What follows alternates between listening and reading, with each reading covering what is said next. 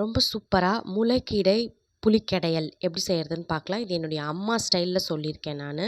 இது வந்து beginners, bachelors எல்லாருமே வந்து ரொம்ப ஈஸியாக பண்ணலாம். அதுக்கு இதெல்லாம் தான் தேவையான இன்க்ரீடியன்ட். வீடியோ பிடிச்சிருந்தா லைக் பண்ணுங்கள், சேனலை மறக்காமல் சப்ஸ்கிரைப் பண்ணுங்கள்.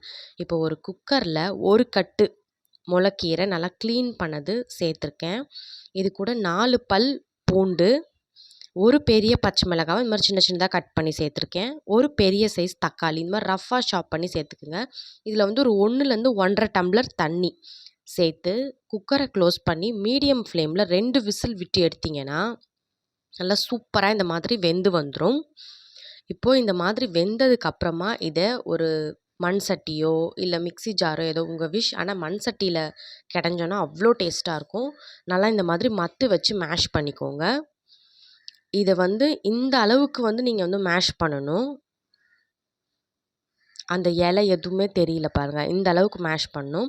இப்போது ஒரு அகலமான பாத்திரத்தில் 3 டேபிள் ஸ்பூன் எண்ணெய் சேர்த்து 1/2 டீஸ்பூன் கடுகு, உளுத்தம்பருப்பு, சீரகம், 2 காஞ்ச மிளகாய் நல்லா பொரிய விடுங்க.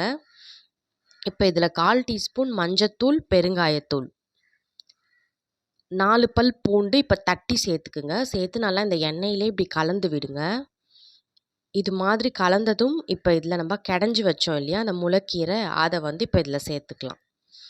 சேர்த்து நல்லா ஒரு முறை கலந்து விட்டுக்குங்க. நான் வந்து இதில் வந்து ஒரு பெரிய கோலி சைஸ் புளி வந்து சேர்த்துக்கிட்டேன். உங்களுக்கு வந்து புளி வந்து உங்களுக்கு தகுந்தவாறு கூடையோ குறைவோ சேர்த்துக்கலாம்.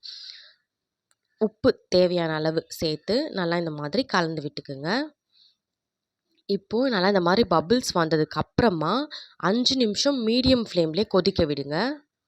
இப்போது நல்லா சூப்பராக ரெடி ஆயிடுச்சு முளைக்கீரை புளிக்கடையல். வெறும் ஒயிட் ரைஸ்க்கு எந்த சைட் டிஷ்ஷும் இல்லாமல் இதை சாப்பிட்டாலே அவ்வளோ டேஸ்ட்டாக இருக்கும். ட்ரை பண்ணிவிட்டு எப்படி இருக்குன்னு மறக்காமல் கமெண்ட் பண்ணுங்கள்.